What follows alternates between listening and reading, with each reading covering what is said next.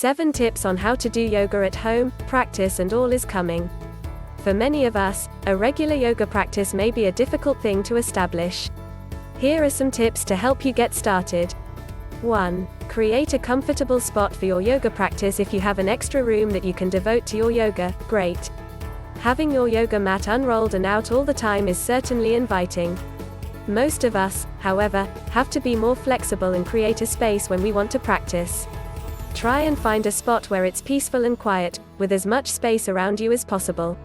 An empty piece of wall can be handy too, since the wall is a great prop. If you like, it can be nice and even helpful to create some atmosphere with a candle or an incense stick. Things like candles and incense are just extras, and by no means necessary to practice yoga. You can do yoga anywhere as long as you have enough space around you without the risk of bumping into tables, chairs, etc. I've practiced in the living room with my husband there, having his breakfast and reading the paper, even commenting now and then. Not ideal, but I still got my practice in, which is the most important message of this article. So be creative and get on your mat no matter what. Create the best space you can and enjoy your practice. 2. Get your yoga accessories. All you really need is a yoga mat, preferably non-slip. The yoga mat market is huge, but it's worth paying a little more for a good quality mat that suits your needs and will last a long time. Blocks are a great addition, but they can be replaced with books and other household things. A bolster is also nice to have, but for years I used a stack of pillows and blankets instead.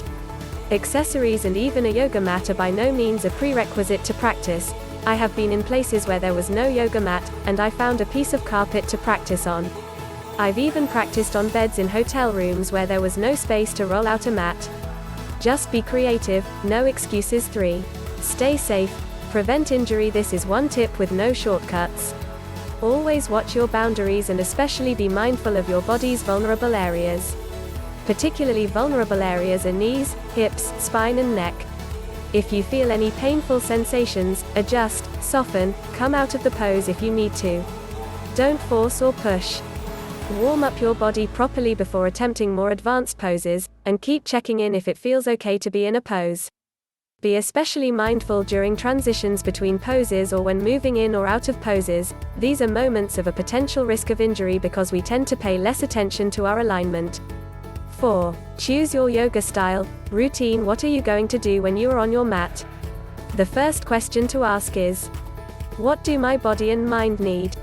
Something active like vinyasa flow, to get the juices flowing, or something more soft and restorative, to quiet your body and mind. The more you do yoga, the more you learn the effects of different practices and the more you learn to recognize what it is your body and mind need at different times. If you pick an online class, don't get stuck in reading too many class descriptions.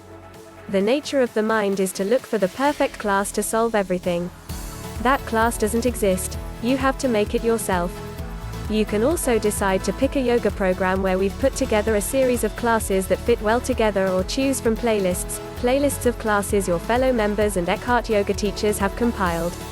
Pick a style, teacher, specific use and preferred class duration, or any one of these combinations. From the filters on the classes page, look for a title that speaks to you and go for it. The way you make the class perfect for you is through practicing with full awareness, with as little resistance as possible. If there is a part you don't like, breathe through it and observe your reactions. Remember that how you react on the mat seeps through in how you react in daily life. In daily life, you will also come across situations you don't like and choose not to change or are unable to change. Remember Pattabhi Joy's words, do your practice and all is coming. In time, your yoga practice on your mat will teach you to surrender more and more to what is. You will learn to stop resisting what is and to stop trying to change things. Next, you will be able to apply that perspective more in your life off the mat. The peace that comes from being able to accept what is will be great, I promise. 5. Always relax with Savasana. It is really important to give your body time to relax in Savasana after a yoga practice. The nervous system needs time to assimilate the benefits it has gained during the practice. You can otherwise feel unnecessarily wired after a yoga practice, especially after an intense yoga class. 6. Practice yoga regularly. Even practicing yoga once a week is beneficial. 3 times a week is great, every day is great too. What works for you?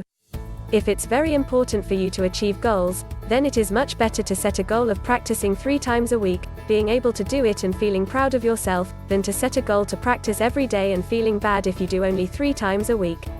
A feeling of failure usually just makes you skip practices even more. So, be honest, set realistic goals, and do what you can. A 10-minute yoga practice is still a practice and definitely counts. 7. Enjoy your practice. Don't overdo it. If you don't enjoy your yoga practice, you will never keep it up. It should be something you look forward to doing. Maybe try another style of yoga or teacher if you feel like yoga is becoming a chore. Thank you for watching the video. If you find this video useful, don't forget to subscribe to my channel for more good information.